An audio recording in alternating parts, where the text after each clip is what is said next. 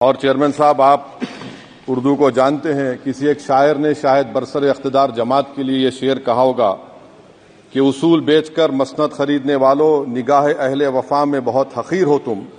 वतन का पास तुम्हें था न होगा कभी कि अपने हिर्स के बंदे हो, बेजमीर हो तुम। इज्जत नफ्स किसी शख्स की महफूज नहीं, अब तो अपने ही निगहबानों से डर लगता है। डंके की चोट पे जालिम को बुरा कहता हूं, मुझे सूली से न जिंदानों से डर लगता है। मोहतरम चेयरमैन साहब, मैं आज इन लोगों की तरफ से बोल रहा हूं जो दिखते तो हैं, जिनके बारे में बात तो होती है मगर उनकी कोई नहीं सुनता।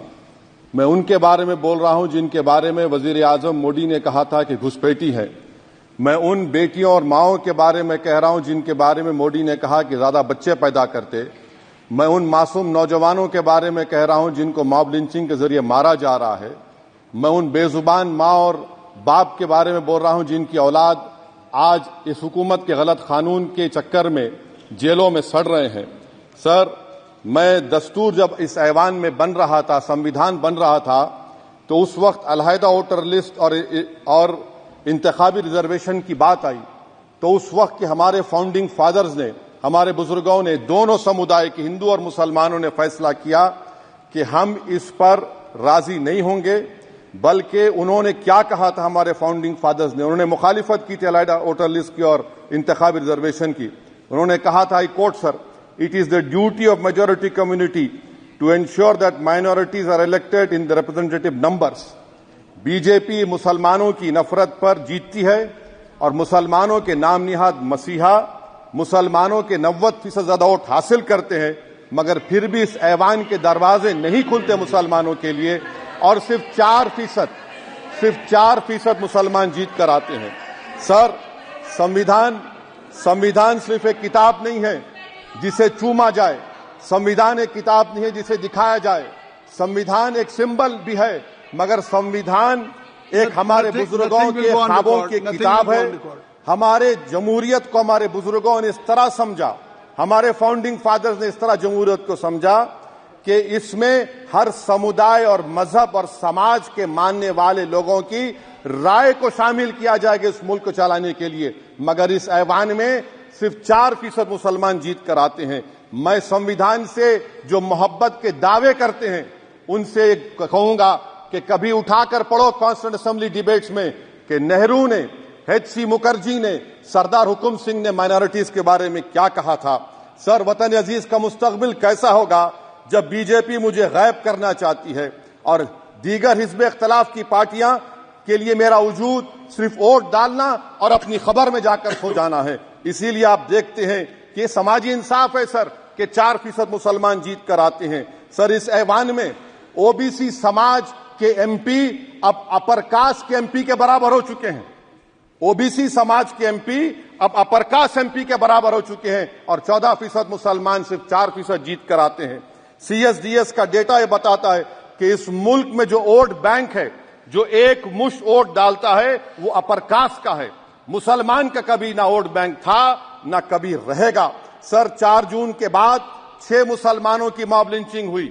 11 घरों को मध्य प्रदेश में मोदी के बुलडोजर ने निस्तनाबूद कर दिया। हिमाचल प्रदेश में एक मुसलमान की एक दुकान को लूट लिया गया और हिज़्ब इख्तिलाफ की पार्टियों की तरफ से सन्नाटा है। शायद अब वक्त आ चुका है कि लफ्ज मुसलमान का नाम लेना भी अब उस पर पाबंदी आयद कर दी जाएगी। सर, मैं ये बात बताना चाह रहा हूं कि नरेंद्र मोदी को जो मैंडेट मिला है। एक मिनट, आप लोग बैठ जाएं, कृपया आप लोग बैठ जाएं। श्री मनसुख मांडविया जी, आप लोग बैठ जाएं, कृपया माननीय सदस्य बैठ जाएं। श्री मनसुख मांडविया जी, कृपया आप लोग बैठ जाएं। अपने प्रारंभिक आप लोग बैठ जाएं, आप लोग बैठ जाएं। माननीय सदस्य ने अपने प्रारंभिक भाषण में जो शब्द प्रयोग करा है उसको ऑथेंटिकेट करा जाए। और अभी उन्होंने उल्लेख करा कि मोदी के बुलडोजर ने वहां मॉब लिंचिंग करा है, उसको भी ऑथेंटिकेट करा जाए। निश्चित तौर से इसको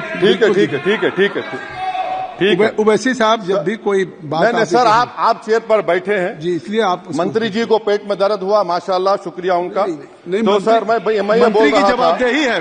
ये नहीं मंत्री, इससे बुरी बात क्या है? पेट में दर्द हो सकता है, वो दर्द, ये सब ठीक। अच्छा, दर्द हुआ, चलिए दर्द हुआ, दिल का दर्द हुआ। तो सर, जो नरेंद्र मोदी को मैंडेट मिला है वो सिर्फ और सिर्फ मुसलमानों की नफरत पर हिंदुत्व की वजह से मिला है। I would like to say it is not Modi's in dock, but every single person voted him despite his anti Muslim voice. And I would like to tell the opposition parties, this is not a moral victory for you. This is a victory of majoritarianism. Everyone should contemplate and do introspection. Why is it that the OBCs and the upper caste are getting their due representation? Why are the Muslims not getting? Are we here only to vote for you and not to get elected? If that is the case, please tell us that we are only here to vote for you. Sir, आज भारत के आधे नौजवान बेरोजगार हैं और रोजगार की तालाश, बेरोजगारी का आलम यह है सर कि मोदी सरकार के 5 साल में 75 लाख एस्पिरेंट्स की जिंदगी बर्बाद हो गई, 6 पेपर लीक हुआ।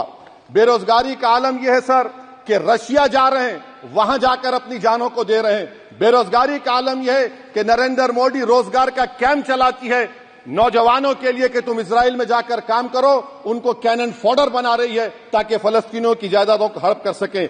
ये भी कंक्लूड करें। अरे सर, मेरा टाइम है। कहाँ टाइम है सर? आप ये टाइम ले लिए मेरा। सर, मैं 2 मिनट दीजिए। ये विश्वगुरु की पॉलिसी है। इजराइल को 27 टन हथियार जा रहा है। 9 मिलियन भारत के लोग गल्फ में काम करते हैं, क्या असर पड़ेगा? 47,000 इजरायली फलस्तीनी मार चुके हैं। क्या है हमारी पॉलिसी सर? क्यों हथियार दे रहे हैं? सर, नस्लकशी हो रही है। सदर जमहूरिया के खुतबे में राष्ट्रपति के, सर मैं उसी पे बोल रहा हूं सर, उसमें लिखा हुआ है फॉरेन पॉलिसी के ऊपर, आप पैराग्राफ नंबर 25 देख लीजिए। सदर जमहूरिया में सैचुरेशन अप्रोच है। क्यों नहीं मोदी सरकार माइनॉरिटीज को फ्री स्कॉलरशिप को डिमांड करती है सर? उसको आपने बजट कम कर दिया। सर, बनारस का बुनकर 18 महीने से मंडी का शिकार है, सूरत और बेंगलुरु जा रहा है। सर, आखिरी बात कंक्लूड कर रहा हूं, आखिरी बात सर, पनून केस में निखिल गुप्ता, मोदी ने कहा था कि हम घर में घुसकर मारा, तो निखिल गुप्ता को किसने ऑर्डर दिया था पनून को मारने का? अगर नहीं दिया तो उसको बचाइए, और अगर दिया नहीं तो फिर उस पर पीएमएलए क्यों नहीं लगाते? सर समाप्त करो। कमेटी बनाई आपने, उसका क्या हुआ? सर, हम एससीओ को नहीं जा रहे। सर, मैं आपको बता रहा हूं कि मैं अपनी इस तकरीर को टीपू सुल्तान की नजर, सुनिए सर, अब हो गया, खत्म कर रहा हूं सर। मैं अपनी तकरीर को टीपू सुल्तान के नजर कर रहा हूं। ये टीपू सुल्तान की फोटो है, क्या आप इससे भी नफरत करेंगे? सर, ये संविधान में टीपू सुल्तान की फोटो है जिस पर वल्लभ भाई पटेल ने साइन किया, श्यामा प्रसाद मुखर्जी ने साइन किया। ये आपकी नफरत है सर। आखिर में मैं अपनी बात को खत्म कर रहा हूं इस शेर पर कि क्या दिन दिखा रही है सियासत की धूप छांव। जो कल सपूत थे वो कपूतों में आ गए, थे इस कदर अजीम के पैरों में ताज थे, इतने हुए जलील के जूतों में आ गए। बहुत बहुत शुक्रिया सर।